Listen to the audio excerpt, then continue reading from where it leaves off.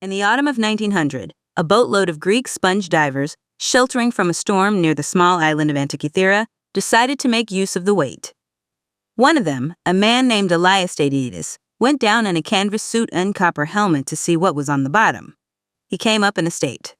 He had seen, he said, a heap of rotting corpses on the seafloor, naked bodies, men and horses, scattered across the sand. His captain went down himself and returned holding a bronze arm. What they had found was a Roman-era shipwreck loaded with looted Greek treasure. Marble statues eaten smooth by 2,000 years of salt water, bronze figures still sharp-featured, glassware, jewelry, coins. Over the following months, the divers hauled up what they could at real cost. The wreck lay deep, and diving medicine barely existed. 1 man died. 2 were crippled. The haul went to the National Archaeological Museum in Athens, where scholars set to work on the statues. Among the crates was a corroded green lump about the size of a large book. It sat, unremarked, for the better part of a year. Then, in the spring of 1902, an archaeologist named Valerios happened to look at it closely and saw something impossible sticking out of the crust. A gear wheel? With teeth. Cut by hand, in bronze, sometime around a century or so before the birth of Christ. We have spent 120 years since then working out what that lump was, and the answer keeps getting more extraordinary. Modern X-ray imaging has revealed more than 30 surviving gears meshed in layers, some of them tiny, one of them mounted off-center on a pin and slot arrangement that reproduces the irregular speed of the moon across the sky. There were dials on the front and back. There was writing, a kind of instruction manual engraved onto the plates. The device modeled the heavens. Turn a crank on the side and you could wind the cosmos forward or back. The position of the sun and moon against the zodiac. The phase of the moon shown by a little rotating ball painted half black. The sequence of years. And, on the back, the cycles by which eclipses arrive. There is good evidence that track the planets too. It is a hand-cranked analog computer. It is beautiful. It works on principles that would not appear again in any surviving object for something like 1,400 years, until the great astronomical clocks began appearing in European cathedral towers in the 1300s.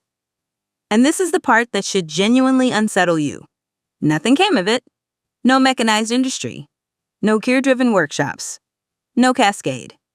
The most sophisticated machine of the ancient world was built, admired, loaded onto a ship, and lost. And the world it came from carried on almost exactly as before, and then forgot how to make it. Now hold that beside a second object. Sometime in the 1st century of our era, in Alexandria, an engineer named Hero described a device he called an eolipile.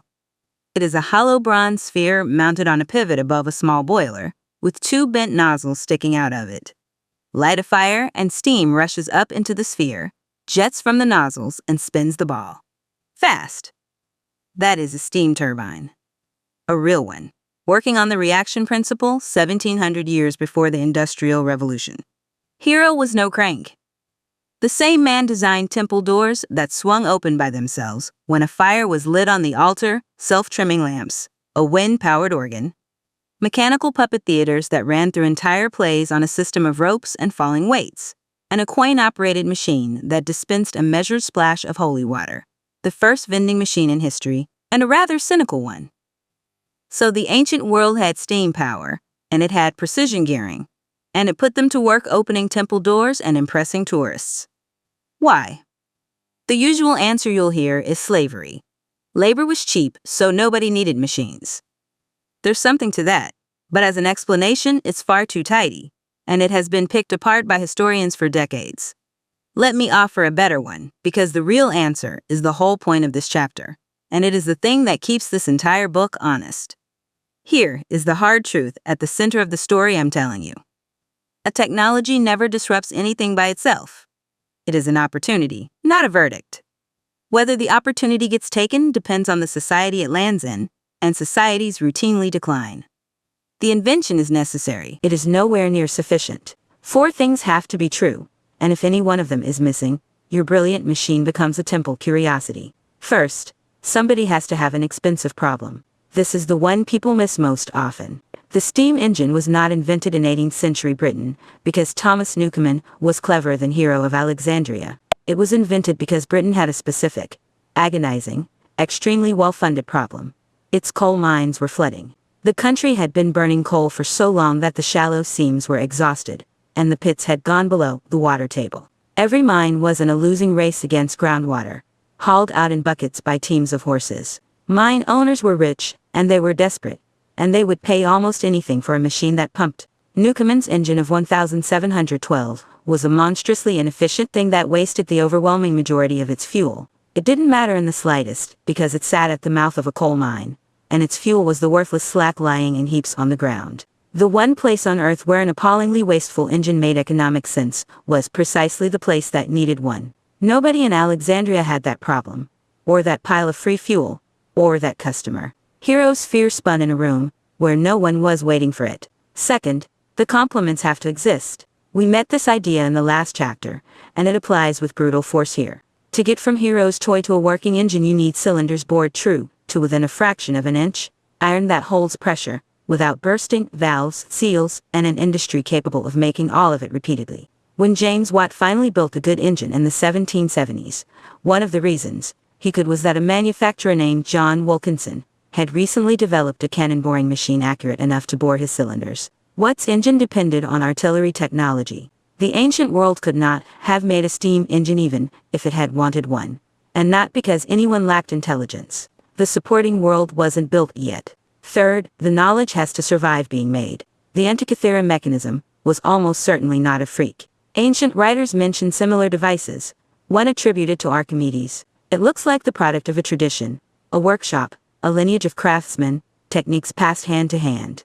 But that tradition was tiny. Perhaps a few dozen people in a few cities ever knew how to cut those gears, and what they knew lived in their hands rather than in any document that survived. A generation of bad luck, a war, a plague, a patron's death, a workshop that failed to find an apprentice, and it was gone completely. This is worth sitting with, because we tend to assume knowledge accumulates automatically. It does not. Knowledge survives only when it is written down, taught widely, and worth money to someone in every generation. Otherwise it dies with the last pair of hands that held it, and the world simply becomes less capable, and no one notices for 1,000 years. Fourth, the people in charge have to be unable, or unwilling, to stop it. Which brings us to the most interesting case of all. Every element of the story I told you in Chapter 1 about the printing press was invented first in China. Woodblock printing was in use there by the 8th century. The world's oldest dated printed book, a copy of the Diamond Sutra, was made in 868, nearly 6 centuries before Gutenberg. Movable type followed around 1040, in ceramic, invented by a man named Bi Xing. In Korea, metal movable type was in use well before Gutenberg was born. So here is a question people love to ask badly. Why didn't printing work in China? The question is wrong, and the way it's usually asked is a little insulting. Printing worked magnificently in China. For centuries, East Asia probably produced more books than Europe did. Chinese printing wasn't a failure. It was an industry. 2 better questions get you somewhere. The first is about the script. Movable type is a fantastic idea if you write with about 24 letters, because you can cast a few hundred pieces of metal and print anything ever written in your language. It is a far weaker idea if your writing system uses many thousands of distinct characters, where assembling a page means picking through a warehouse. For Chinese, carving a whole page as a single woodblock was often the cheaper method, and it had a real advantage. You could store the block and reprint the book whenever you liked, with no setup at all. China didn't fail to adopt movable type. Movable type simply wasn't the better tool for the job, and Chinese printers, being competent, used the better tool. The second question is the one that matters for this book. Printing did not blow up Chinese society, but not because the books weren't there. It was because of what the books landed on. In Europe, cheap print arrived in a continent shattered into hundreds of quarreling states, where a single religious institution claimed the exclusive right to interpret a text that most people couldn't read. That is an unstable arrangement sitting next to an open flame. Print gave a descending monk a printing industry, and it gave rival princes an interest in protecting him. And there was no central authority with the reach to shut the presses down, because there were always presses across the next border. In China, cheap print arrived in a unified empire with a civil service elected by written examination on a standardized body of classics. What did printing do there? It made the classics cheaper, more uniform, and more widely studied. It let more families prepare more sons for the exams. It strengthened the existing order, because the existing order was already built on text. Same technology, opposite effect, and the difference wasn't in the machine at all. It was in the shape of the thing the machine was pointed at. You can run the same analysis on gunpowder, which Chinese alchemists stumbled onto around the 9th century while searching, with magnificent irony, for an elixir of immortality. China used it seriously: fire lances, bombs, rockets, early guns. But Europe's fragmentation produced something like a permanent arms race among hundreds of rulers who all had neighbors they were frightened of and money to spend on the problem. Competition of that kind is a ferocious engine of development, and there is a lovely physical detail on top of it. European fortification meant tall, thin, vertical walls of stone, which cannon shatter beautifully. Chinese city walls were enormous banks of tamped earth faced with brick, sometimes tens of feet thick at the base, which absorbed cannon fire the way a sandbag absorbs a punch. Cannon transformed European politics partly because Europe happened to have built the perfect targets. And then there is the case that proves societies can simply say no. When Portuguese traders reached Japan in 1543, Japanese smiths examined their matchlock guns and began copying them almost immediately. Japan was in the middle of a long civil war. The demand was enormous, and within a few decades the country may have had more firearms than anywhere in Europe. At the Battle of Nagashino in 1575, masked gunners cut down charging cavalry in a manner that would have been recognizable to a soldier 3 centuries later. Then the wars ended. Under the Tokugawa shoguns, gun manufacture was pulled into a state monopoly and quietly throttled down, and for something close to 200 years firearms receded from Japanese life. Historians argue about how deliberate and how complete this was. Guns never vanished, and a country at peace needs fewer of them regardless. But the essential fact stands, and it is remarkable: a society that had mastered a technology at world-leading scale largely put it back in the box, and stayed that way until foreign warships arrived to make the question moot. If you want a modern version, you needn't look far. Nuclear fission is the same physics everywhere on Earth. France built its electricity system around it and gets the large majority of its power that way. Germany, next door, spent years deliberately shutting its reactors down, and closed the last of them in 2023.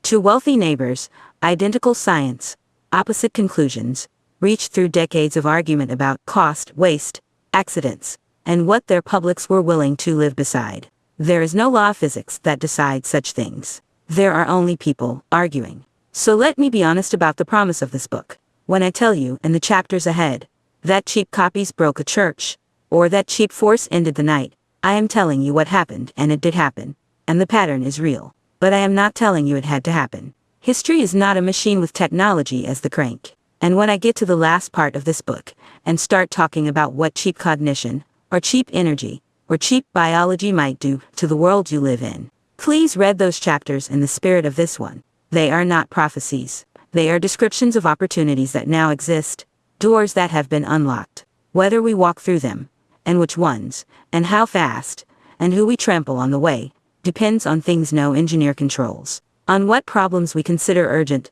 on what we're willing to fund, on who has the power to say no, and on whether we bother to write down what we learn. The Antikythera Mechanism sits today in a museum in Athens in a case in pieces. It is the most sophisticated surviving object of the ancient world, and it is also a warning that a thing can be true, and work, and be beautiful, and go absolutely nowhere. But read it the other way, and it's an encouragement, which is how I'd rather leave it. Nothing is fated. The doors are unlocked, we choose. And with that said, we can go back to the very beginning, and to the first door anyone ever opened, to a hominin sitting in the dark, feeding a fire, and doing something no animal had ever done before.